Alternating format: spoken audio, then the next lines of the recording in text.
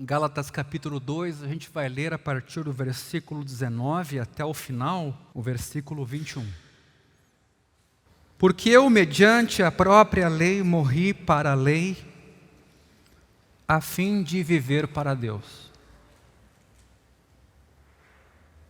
Estou crucificado com Cristo.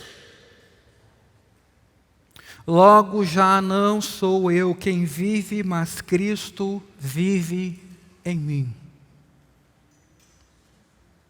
E esse viver que agora tenho na carne, vivo pela fé no Filho de Deus, que me amou e se entregou por mim.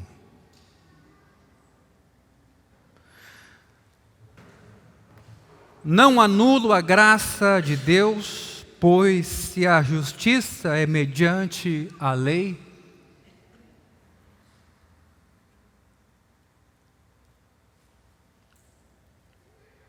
segue-se que Cristo morreu em vão.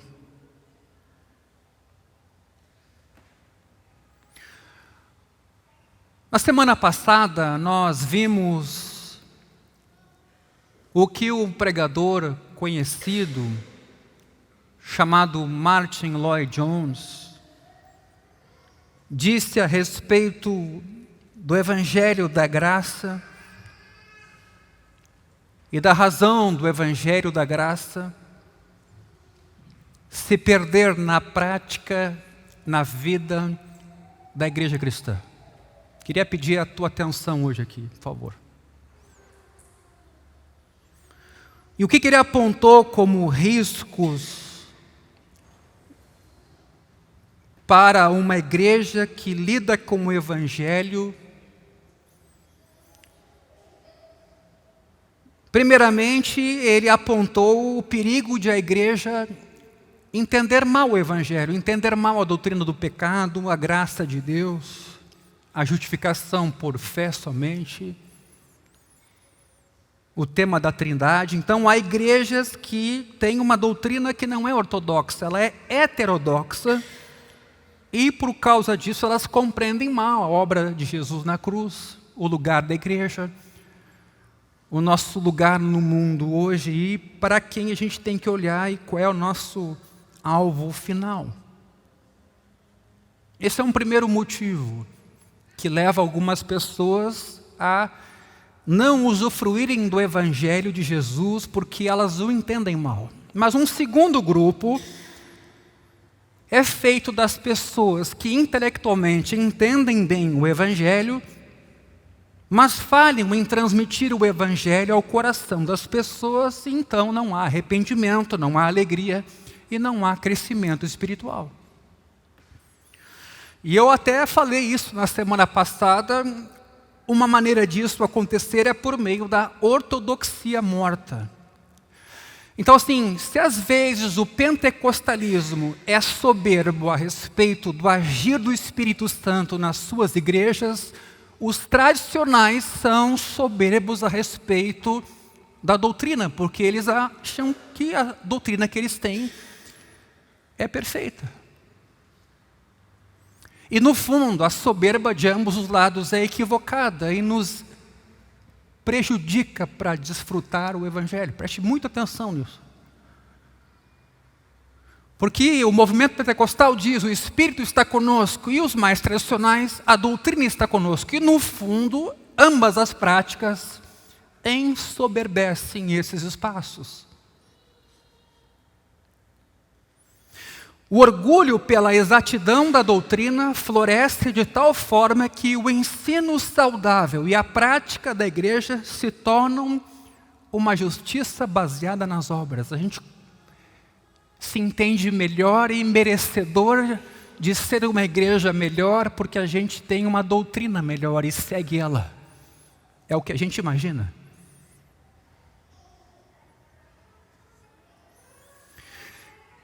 E eu lembro de ter dito que é importante ter cuidado com a doutrina, mas quando na igreja isso vem acompanhado de farisaísmo, quando na igreja isso vem acompanhado de zombaria,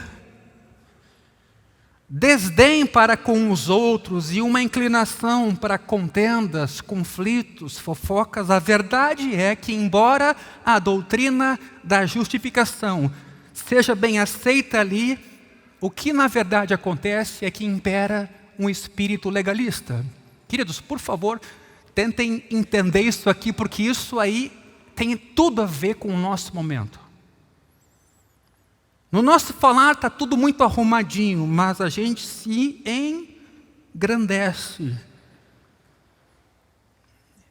e passa a ter descaso, zombaria, fofocas, apenas como indicadores de que algo na verdade não está bem.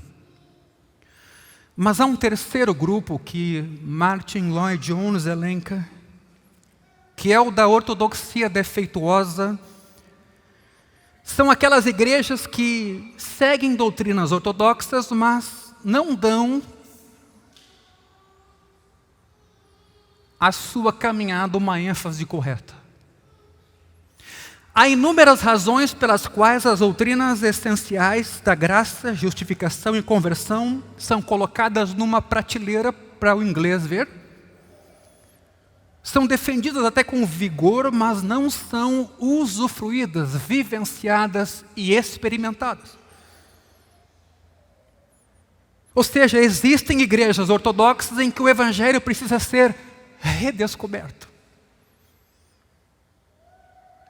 Então esclarecido e então aplicado aos corações. Quando isso acontece, cristãos nominais se convertem, cristãos letárgicos se tornam fortes e cristãos desanimados são animados.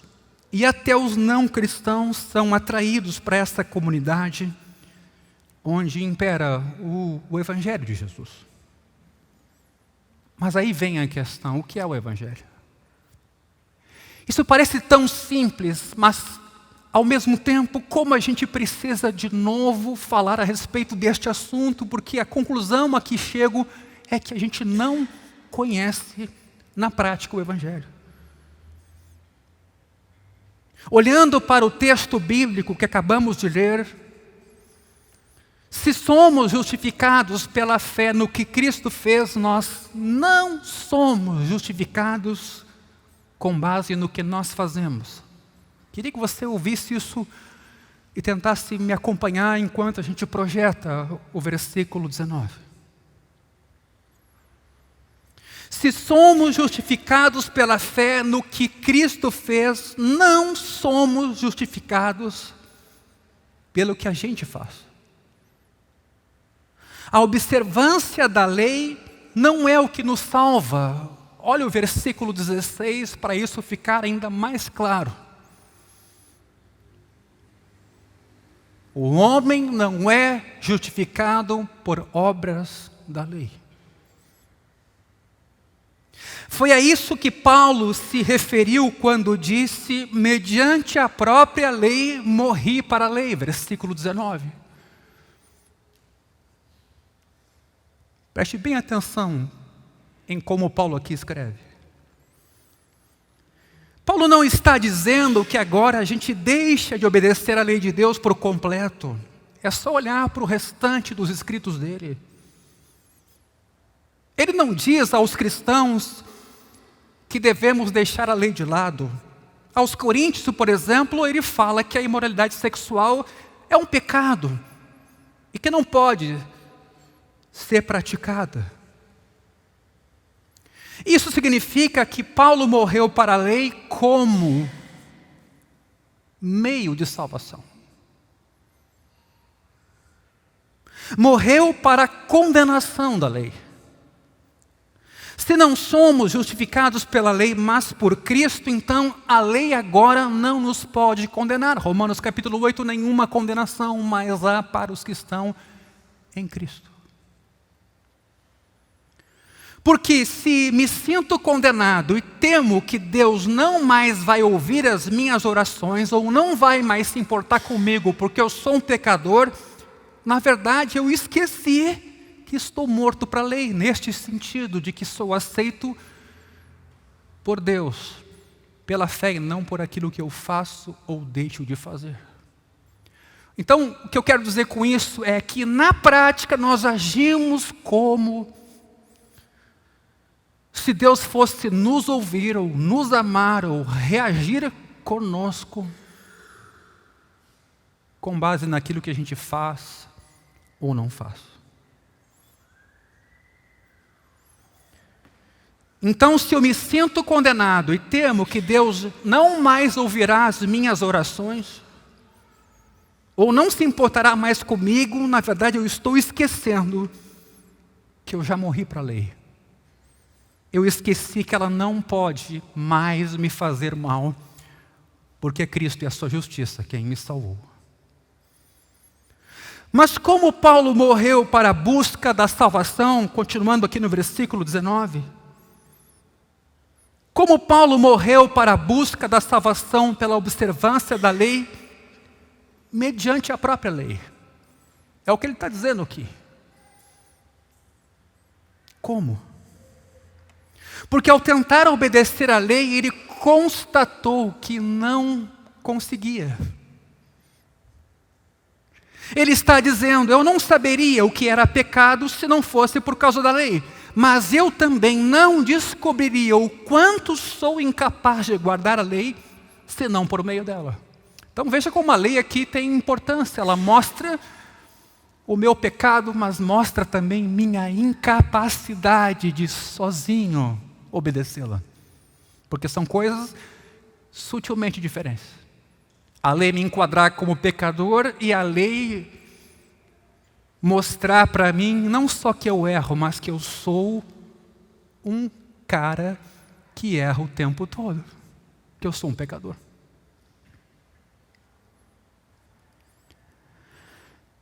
Por realmente dar ouvidos à lei é que Paulo viu que necessitava de um Salvador. Por isso que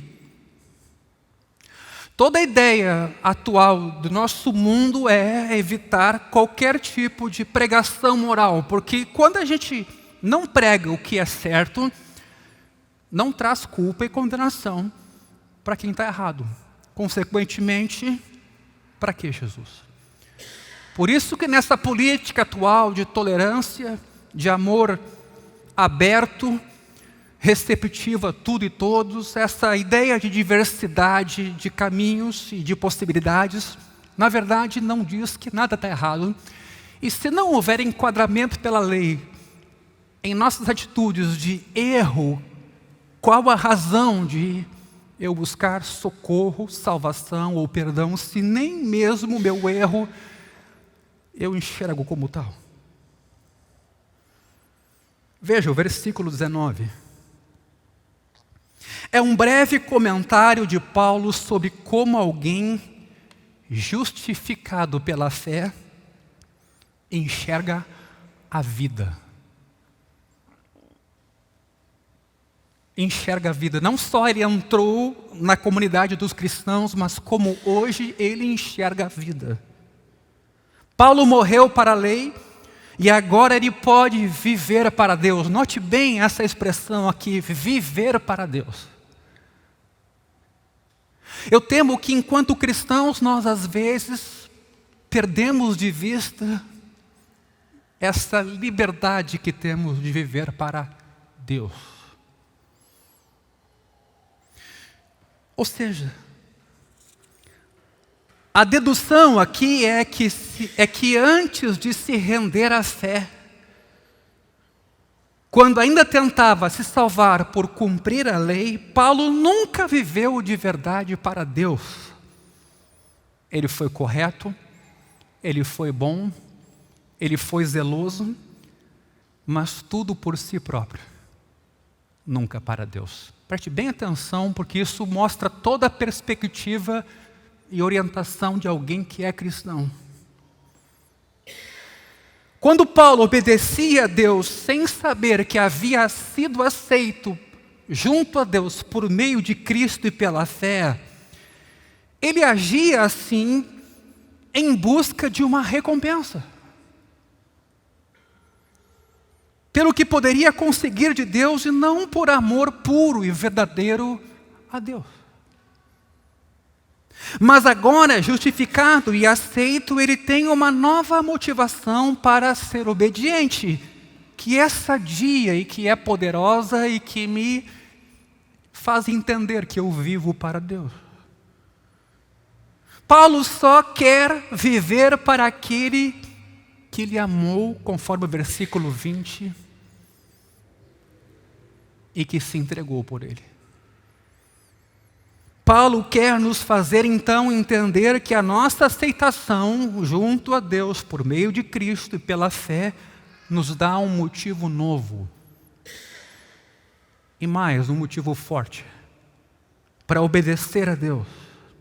Um motivo mais forte do que a justificação pelas obras jamais conseguiu criar.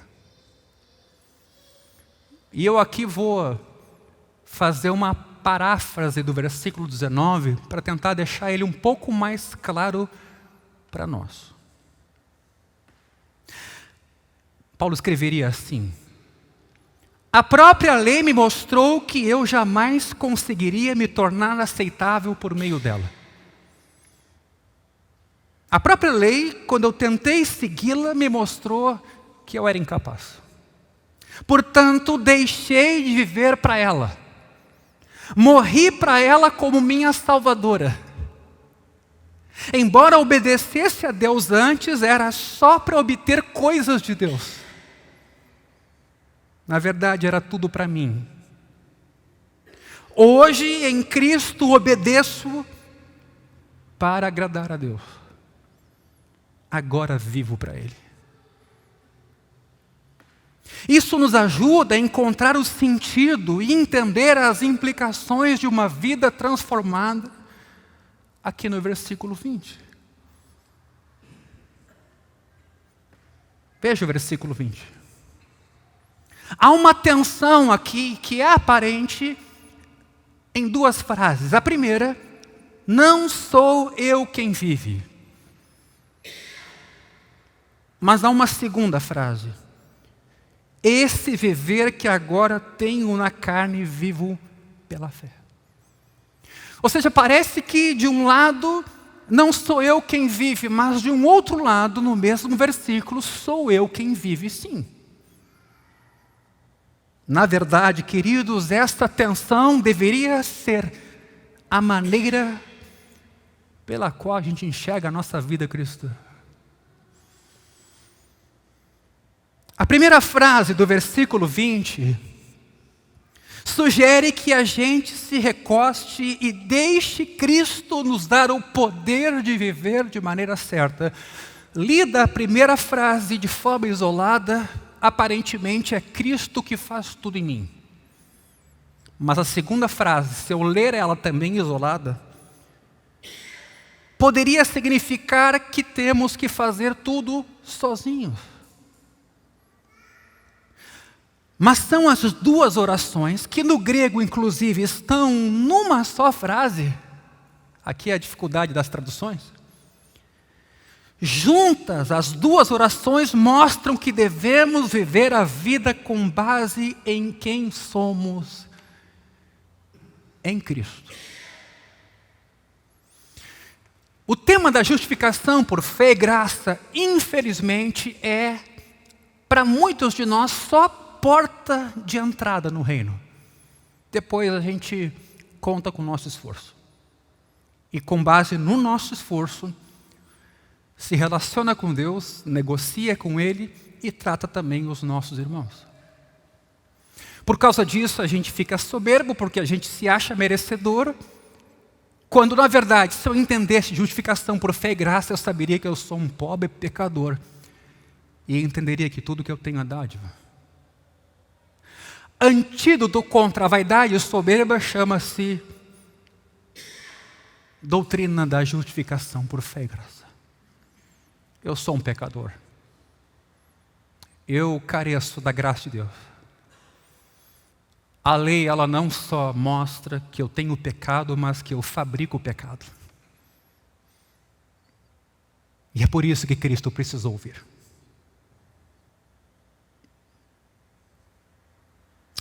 O versículo 20, então, repete o versículo 14. Coloca para a gente o versículo 14.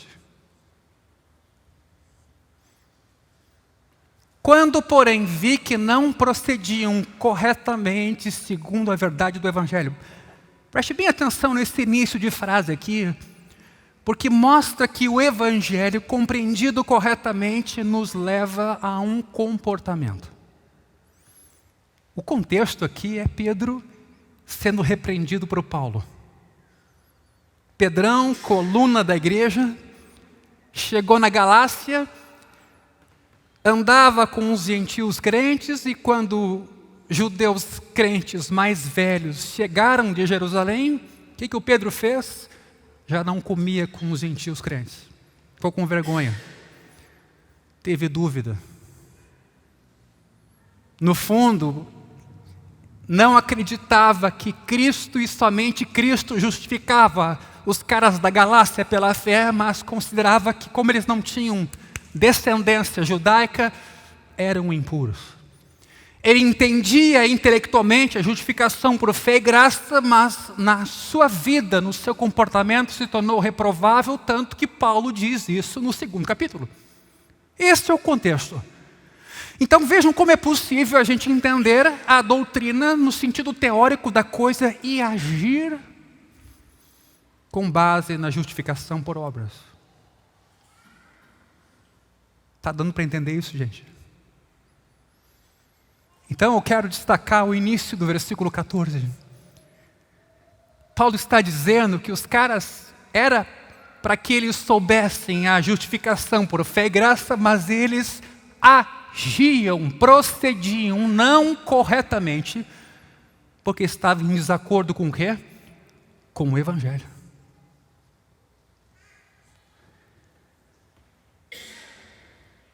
Agora que a vida de Cristo é a minha vida, Paulo aqui está assumindo, o passado de Cristo também é o meu passado. Eu estou em Cristo, ele diz no versículo 17. Ou seja, estou tão livre da condenação perante Deus como se já tivesse morrido e sido julgado como Jesus foi, morri com ele. Como se eu mesmo tivesse pago a dívida, porque é Cristo quem pagou, mas quando eu criei nele, eu morri junto, fui condenado junto. Sou tão amado por Deus como se tivesse vivido a vida que Cristo viveu. Olha a implicação do que nós estamos dizendo sobre Cristo fazer no meu lugar a obra de salvação e justificação. Por isso é que então Paulo vai dizer: já não sou eu quem vive, mas Cristo vive em mim. É um lembrete triunfante de que, embora sejamos pecadores, em Cristo somos justos. Paulo está dizendo que agora, ao viver minha vida, ao fazer minhas escolhas e o meu trabalho, lembro o tempo todo de que sou, pela fé em Cristo, alguém diferente. Pela fé em Cristo que tanto me amou. Meus irmãos, a dinâmica interna para viver a vida cristã está exatamente aqui. Só quando me vejo como alguém completamente amado e santo em Cristo, tenho o poder de me arrepender com alegria, vencer os meus medos e obedecer àquele que tudo fez por mim. Veja o que acontece na obra da cruz, onde eu ali com Cristo sou condenado, morri com Cristo sou também ressuscitado, de tal maneira que eu comungo com Cristo os benefícios da cruz. Vale a pena lembrar que Paulo está se dirigindo aqui a Pedro. Então ele conclui, relembrando Pedro, de que a vida cristã tem a ver com viver de acordo com o Evangelho o tempo todo, ao longo de toda a vida. Devemos avançar como cristãos depois de ter iniciado a caminhada como cristãos. Devemos continuar na caminhada, vivendo pela fé em Cristo e nos méritos dele, assim como começamos a caminhada também desta maneira.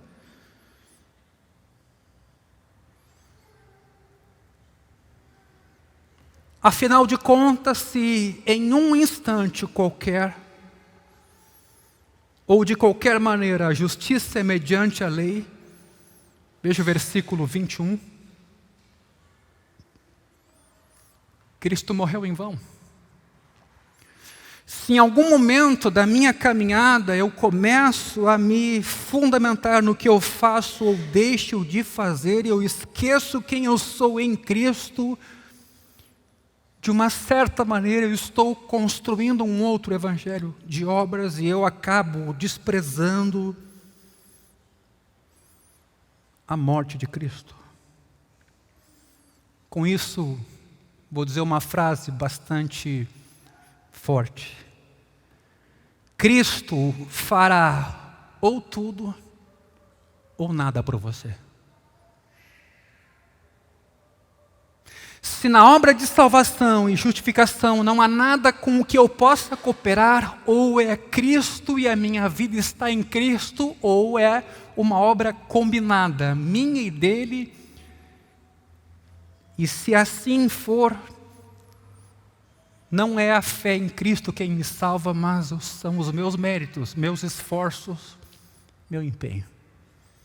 Cristo fará ou tudo ou nada por você. Não há como combinar mérito e graça.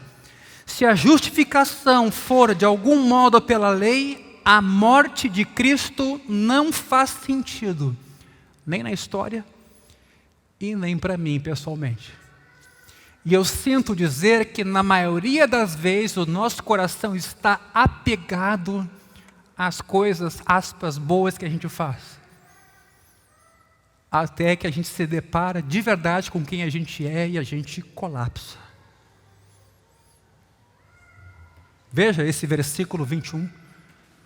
Se a justiça é mediante a lei, se eu imagino cooperar de alguma forma para minha moral junto a Deus, a alma de Cristo é vã. Ilustro. Imagine que sua casa pegue fogo, sua família inteira escape, e eu lhe diga assim: deixe-me mostrar o quanto eu te amo. E então eu corro para dentro da tua casa e eu morro. Que desperdício de vida, trágico e inútil, você vai pensar. Agora imagine um caso diferente. Imagine que a sua casa pegasse fogo, um dos seus filhos ainda lá estivesse e eu dissesse para você: deixe-me lhe mostrar o quanto eu amo você. E então corresse para dentro das chamas, salvasse o seu filho, mas eu morresse. Você pensaria: vejam o quanto esse homem nos amava. Se pudéssemos nos salvar, a morte de Cristo não faria sentido, não precisaria ele ter vindo e padecido o que padeceu. A morte dele não significaria nada, seria uma coisa ridícula. Se constatamos que não temos como nos salvar, a morte de Cristo significa tudo para nós. Nossa única saída, nosso único recurso. E passaremos a vida que Ele nos deu, servindo, agradecidos, com alegria, adequando a nossa vida inteira, e aí vem santificação, em conformidade com esse Evangelho. Então, a ideia da justificação por fé e graça, reverberada em tudo que é canto, em tudo que é artigo, em tudo que é post, em tudo que é vídeo, nem sempre contempla essa dinâmica presente. Dos versículos que eu acabei de ler, versículo 19. Eu, mediante a própria lei, morri para a lei, a fim de viver para Deus. Por favor, isso é importante. Para quem nós temos vivido? Para nós mesmos, fazendo com Deus barganha. Se eu fizer isso, tu vai me dar aquilo. Se eu deixar de fazer isso, tu vai me responder com aquilo. Onde a gente é o centro.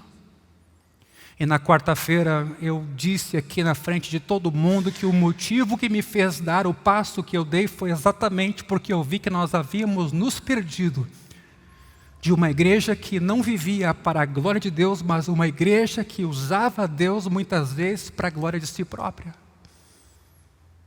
Isso muda completamente a lógica do lugar da igreja e da razão de ela existir. Estou crucificado com Cristo. É claro que o nosso ser humano vai espernear, vai tentar, evidentemente, porque ele não visita a Escritura, ele não é relembrado dessa verdade, a gente vai tentar espernear, e mesmo tendo começado bem, a gente vai construir um outro evangelho em cima do que fazemos. Isso acontece com todos nós. E é por isso que visitar a Escritura, estar nos cultos, conviver com irmãos que vivem pelo Evangelho, será fundamental para você não passar anos na igreja vivendo em barganha com Deus.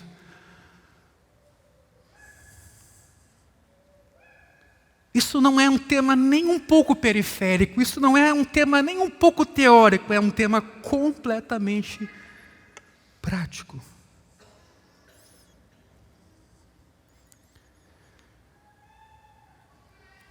Como levamos as pessoas a entender o Evangelho de modo que elas compreendam o seu poder, de modo a que a gente viva para Deus aqui e agora? Várias são as formas. Em primeiro lugar, a igreja recupera o Evangelho por meio da pregação. A pregação é importante.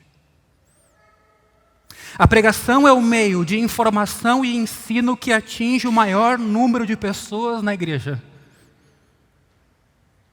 Será que algumas partes da Bíblia são melhores para pregar o Evangelho de Cristo do que outras? Certamente não. Sempre que anunciamos Cristo e a salvação como significados do texto, em vez de simplesmente expor princípios bíblicos para a vida, como muitos coaches evangélicos fazem hoje, nós estamos pregando com vistas a que as pessoas tenham uma renovação do Evangelho na sua vida. Infelizmente, hoje nós estamos tomados de teorias positivas, de autoajuda, estimulando a comportamentos, a controles que não estão arraigados na justiça de Cristo, mas são esforços nossos. Por isso, o desafio do pregador é, sempre que anuncia a Cristo e a salvação como significados maiores de qualquer texto sobre o qual ele pregue, em vez de simplesmente despejar princípios bíblicos para a plateia, na verdade nós estamos pregando de modo que o Evangelho possa agir, às vezes num mês num coração, no outro mês no outro coração, e essa é a missão da pregação. E às vezes para aquele mais desinteressado, que não está nem um pouco a fim de ouvir, é preciso também que a igreja ore para que esse clique um dia aconteça. Mas não é fácil pregar dessa forma. É possível, por exemplo, pegar um sermão confrontando Davi e Golias e nunca chegar em Cristo.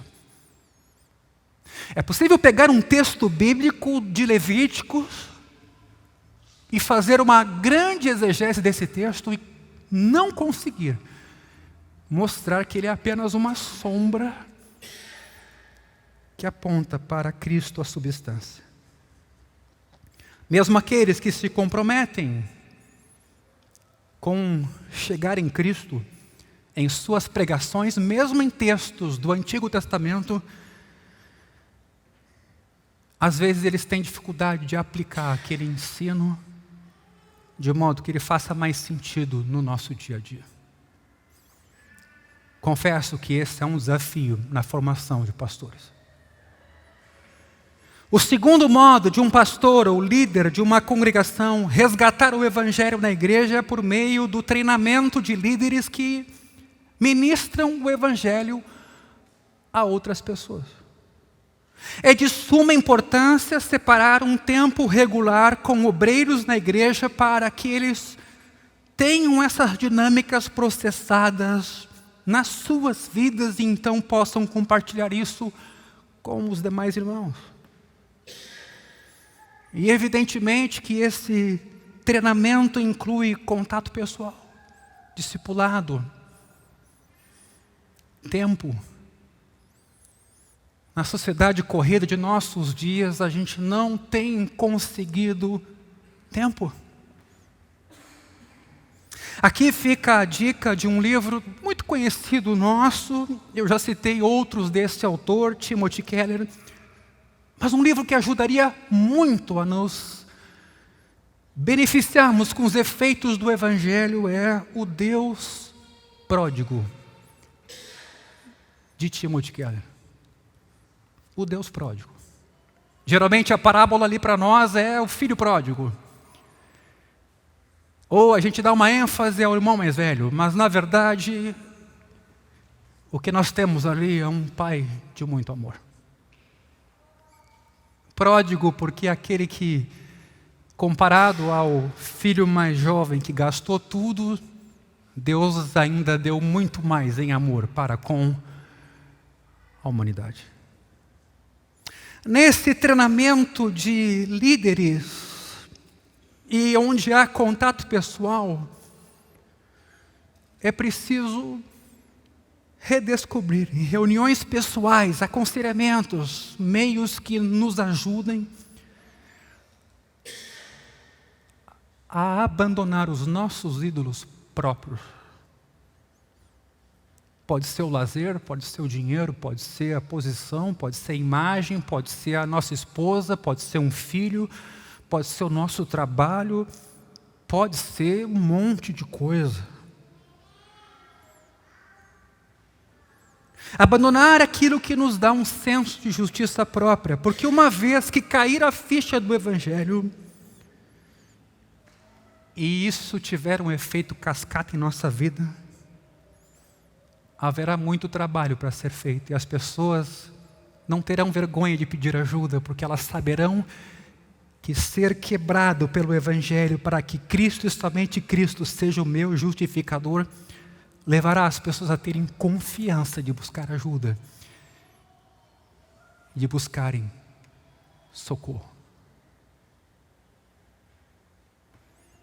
Os obreiros então poderão ficar aí sim à frente de grupos, guiando pessoas às verdades bíblicas que eles experimentaram e que os ajudou a ter uma vida transformada. Um terceiro modo da igreja promover dinâmicas de renovação pelo Evangelho é injetar uma dimensão experiencial no ministério de grupos pequenos ou mesmo criar grupos para isso. Nós falamos no domingo passado sobre, por exemplo, a igreja ter grupos de oração. Muitos pequenos grupos, às vezes, porém, se parecem com classes de estudo bíblico ou reuniões de comunhão em que as pessoas desabafam, falam das suas necessidades e se ajudam, e oram umas pelas outras. Agora veja, embora isso seja bom e importante, podemos aprender com líderes de avivamento do passado, como George Whitefield e John Wesley, porque eles estimulavam a formação de grupos de 4 a 8 pessoas reunidas toda semana para falar o quê? Quanto Deus era real na vida delas, para confessar os seus pecados, para explicar como Deus estava lidando com as suas imperfeições por meio da palavra, e para falar também de como a sua vida de oração estava progredindo. Estou buscando aqui sobre quem estudou a história dos avivamentos e dando um relato de que uma igreja não basta ter atividade, não basta reunir grupos, não basta fazer espetáculos de todo tipo, se essa renovação do Evangelho não estiver acontecendo em nós. Nós vamos cansar, vamos correr, vamos estudar o que várias igrejas fizeram e nós não vamos atacar o cerne da questão. Dou um exemplo, você participa de um culto no domingo em que Deus fala tremendamente e você até o outro domingo não abre a Escritura, não ora uma vez sequer e vive a vida como se fosse você a força do seu braço. No domingo que vem, Deus tem que fazer um novo avivamento na sua vida pelas mãos ou pela boca do pastor. E aí na segunda-feira você não se deixa manter renovado pelos meios de graça, que é a leitura bíblica, oração e comunhão com os irmãos. Você dá um pulo no outro domingo, você já está ali sem energia nenhuma. Pastor, dá um aditivo aí para mim. Nenhuma igreja vai crescer assim. Nenhuma comunidade vai dar frutos assim. Porque se a gente não permanecer na videira, a gente não pode dar fruto. Nós temos lidado com a igreja de uma maneira terceirizada. A igreja se tornou um lugar de prestação de serviço, onde tem lá um superdotado, super capaz e muito carismático, que ele me dá uma bomba do Espírito, uma bomba de positivismo para eu tocar a semana. Mas na verdade a igreja é uma família, é um povo, é um sacerdócio real e uma nação santa, onde os pastores têm um pequeno trabalho a desempenhar, tentando ajudar os membros, para que os membros amadureçam e deem fruto.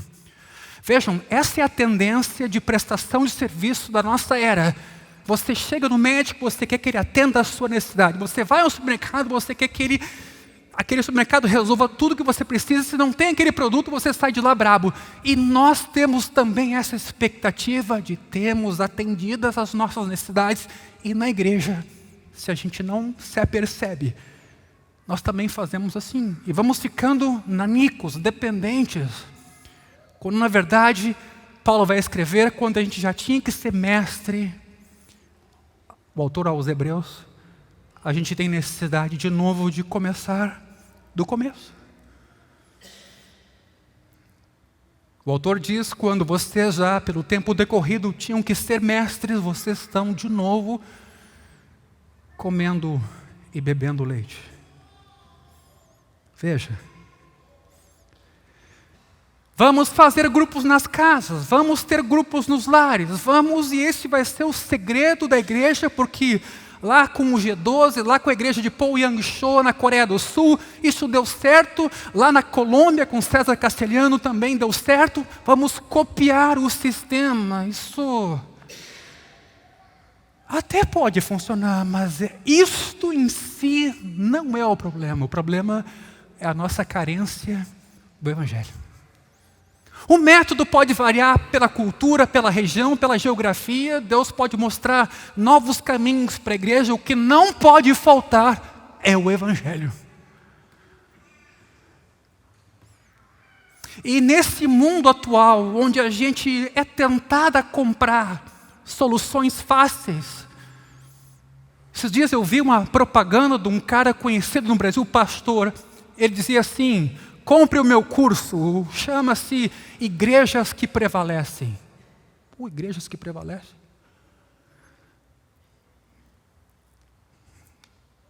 Igrejas que prevalecem. Por quê? Porque o que eu vou ensinar para vocês vai fazer com que vocês prevaleçam.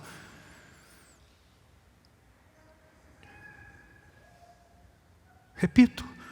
É importante ter grupos, é importante dividir nossas necessidades, uns orarem pelos outros, mas chama atenção a mim o que esses dois avivalistas, chamados avivalistas, disseram. eles formaram grupos menores, de forma mais objetiva. E lá eles falavam do quanto Deus era real nas suas vidas. Não de quanto eles conheciam da doutrina, mas de quanto eles andavam com Deus. Eles confessavam os pecados uns aos outros. Eles explicavam como Deus falava com eles nas Escrituras, eles compartilhavam e eles falavam também do progresso na vida de oração. Um quarto modo de o Evangelho ser aplicado ao coração das pessoas na igreja é por meio das conversas. Na igreja, a renovação pelo Evangelho, que nós chamamos de avivamento aqui, se espalha por meio de conversas informais entre pessoas que desfrutaram a renovação do Evangelho e estão sedentas para compartilhar isso com outros e aproveitam os encontros nas casas uns dos outros para ser encontros edificantes.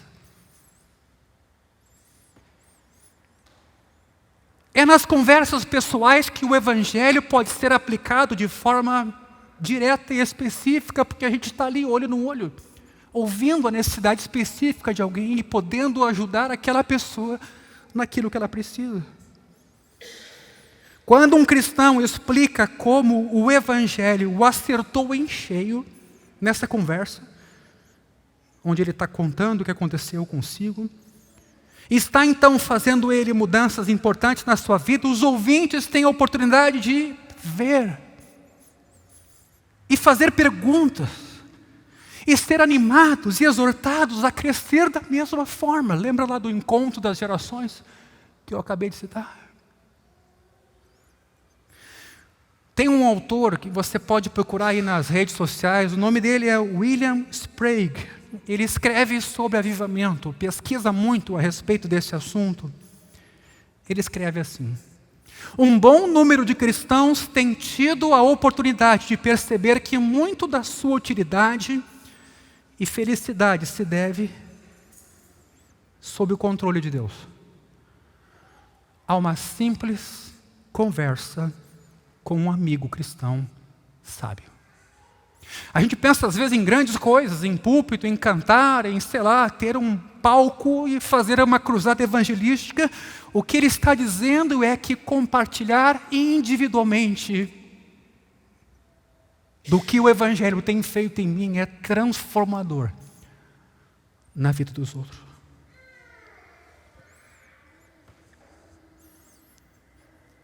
Esse autor afirma que geralmente o que causa impacto não é tanto o conteúdo. Muito interessante isso aqui. Não é tanto o conteúdo da conversa, mas o espírito da pessoa que compartilha e o poder do Espírito que age na vida dela, animada com o que Deus tem feito. O cristão deve carregar a marca contagiante do avivamento espiritual. Sim, uma unção. E uma seriedade alegre e afetiva, uma percepção da presença de Deus na sua vida, como o texto de Gálatas que vimos, uma vida para Deus. Mudanças de vida extraordinárias e perceptíveis, conversões inesperadas podem levar outros a um autoexame profundo e criar um senso de fome espiritual e expectativa. É o que a gente ouve às vezes quando alguém, por exemplo, vem parar aqui, ouve uma mensagem pela primeira vez na sua vida e diz: não pode ser. Era isso que eu precisava. Deus parece que sabe quem eu sou e o Senhor mais ainda, porque disse exatamente o que eu vivo. Coisas assim mexem conosco. Quando isso acontece, mais e mais pessoas começam a buscar, a orar, a querer compartilhar, a querer ver a glória de Deus. E por fim, uma quinta maneira de pôr esse Evangelho que nos faz viver para Deus em prática é se certificar de que o pastor e os obreiros dessa comunidade saibam aplicar o Evangelho ao coração das pessoas no aconselhamento pastoral. Especialmente aquelas pessoas que estão chegando a uma convicção profunda dos seus pecados e querem ajuda para seguir em frente. Esse autor, Sprague, mostra que o Evangelho deve ser usado na mesma medida com pessoas em busca de espiritualidade, com novos convertidos e também com cristãos estagnados. Ele orienta pastores da área do aconselhamento, por exemplo, a verificar quanto as pessoas sabem. Olha que legal isso aqui. E quanto elas sentem. Quanto sabem e quanto sentem. O que ele faz então? Ele orienta que ajudemos aqueles com pouco conhecimento doutrinário, mas muita sensibilidade, ou aqueles que têm pouca sensibilidade, mas muito conhecimento, a equilibrar os dois aspectos.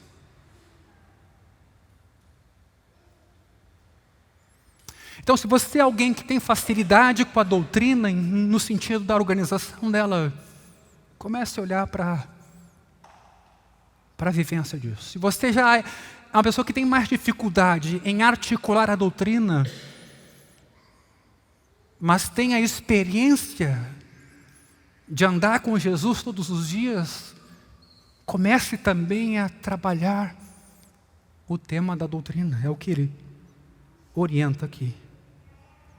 E por fim ele adverte que devemos em todo momento, meus irmãos, procurar detectar formas de autorretidão e de justiça baseada nas obras, nas nossas casas, nas nossas relações e nas nossas orações com Deus, quando a gente bate no peito e se entende melhor do que os demais. Veja, esse fariseu orava de si para si. O publicano estava lá longe nessa parábola. E esse fariseu conseguia somente olhar para si. Falava com Deus, mas falava consigo.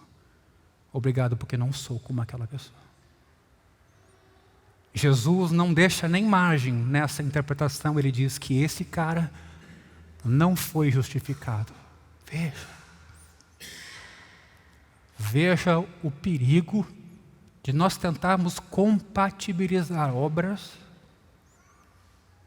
com a justiça que vem mediante a fé, pela graça do nosso Deus. Por isso que igreja é o lugar próprio para quebrar com todo orgulho e com toda vaidade e com toda arrogância. É o lugar em que Deus quer fazer isso e precisa fazer isso. É o lugar próprio para isso. Ao mesmo tempo, a gente descobre mecanismos falseadores de saúde espiritual, e um deles é a hipocrisia, quando a gente, infelizmente, cai nesse mal da hipocrisia e fica anos na igreja, sem ao menos perceber que é com Jesus que temos que ter uma conversa direta, um papo reto, no sentido de que Ele nos ajude.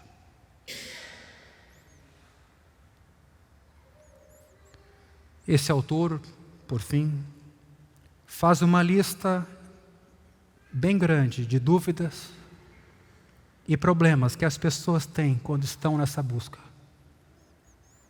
E ele dá conselhos. Pena que essa obra não está em português, só em inglês. Mas foi uma pessoa que procurou olhar para os avivamentos do passado e as estagnações da igreja ao longo da história, tentando detectar qual era o problema. Por que a igreja parava? Por que a igreja esfriava? Por que a igreja estagnava? Por que a igreja ficava autocentrada? Por que a igreja, o povo de Deus, se perdeu na sua vocação? Queridos, o Evangelho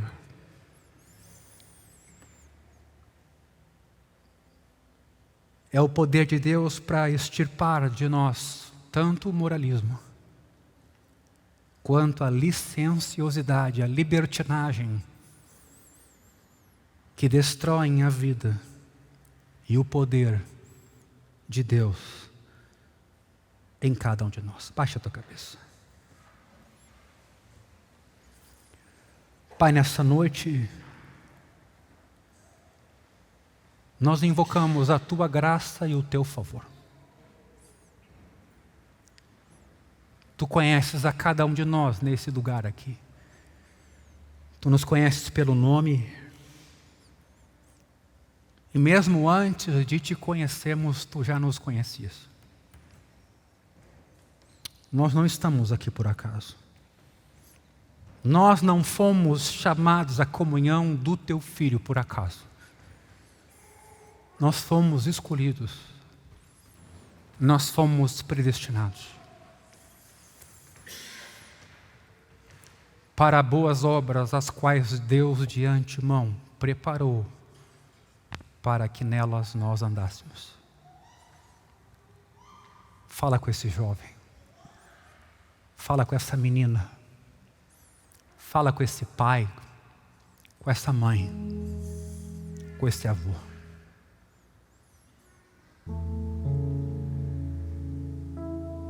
Tu és a nossa esperança, Senhor. Um mundo que clama por justiça, por paz e por vida. Tu és tudo isso e muito mais. Perdoa a nossa pequenez. Perdoa o nosso vazio, Senhor. Perdoa a nossa miséria.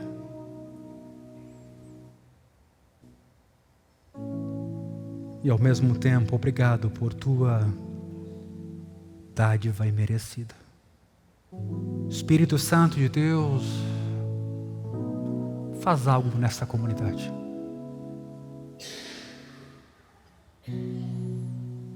Faz algo na vida dos meus irmãos. Faz algo na minha vida. Algo que vem do céu.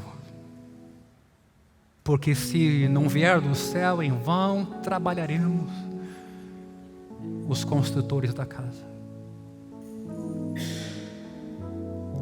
Mas que venha do céu, que venha do teu trono, e que nós, como receptáculos desse derramar do Espírito,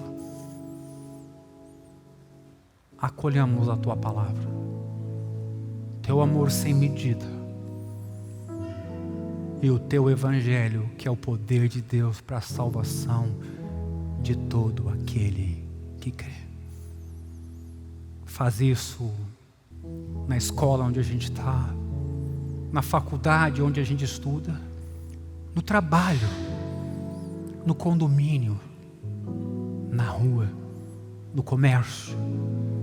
E entre nós, irmãos,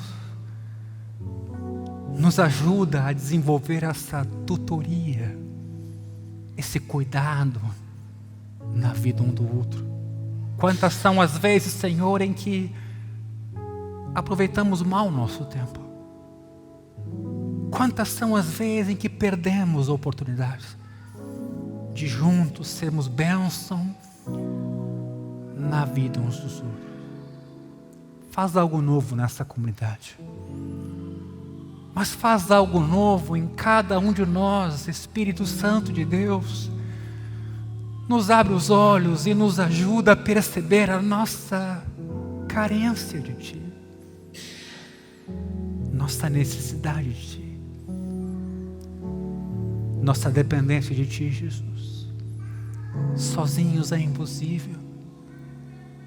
Por mais que tenhamos boa vontade, empenho e boa gestão, é impossível.